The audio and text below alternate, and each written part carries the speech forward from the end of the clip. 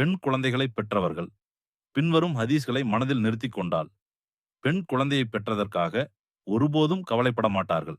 யார் இரு பெண் குழந்தைகளை அவர்கள் பருவ வயதடையும் வரை பொறுப்பேற்று கருத்தாக வளர்க்கிறாரோ அவரும் நானும் மறுமை நாளில் இப்படி வருவோம் என்று அல்லாஹ்வின் தூதர் ஸல்லல்லாஹு அலைஹி வஸல்லம் அவர்கள் கூறிவிட்டு தம் விரல்களை இணைத்துக் காட்டினார்கள்.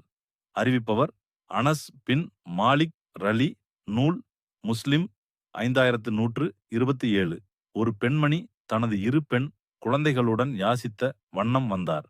என்னிடம் அப்போது ஒரு பேரீச்சம் பழத்தை தவிர வேறு எதுவும் இல்லை. எனவே அதை அவரிடம் கொடுத்தேன்.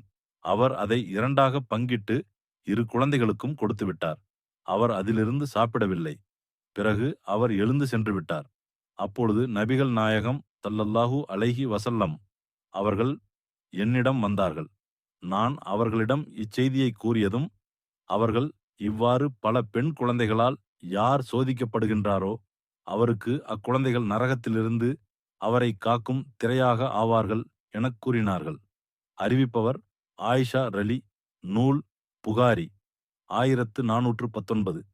யார் பெண் குழந்தைகளில் ஒன்றுக்கு பொறுப்பேற்று நன்மை புரிவாரோ அவருக்கு அந்த குழந்தைகள் நரகத்திலிருந்து தடுக்கும் திரையாக இருப்பார்கள் என்று நபிகள் நாயகம் ஸல்லல்லாஹு அலைஹி வஸல்லம் அவர்கள் கூறினார்கள். அறிவிப்பவர் ஆயிஷா ரலி. நூல் புகாரி 5995.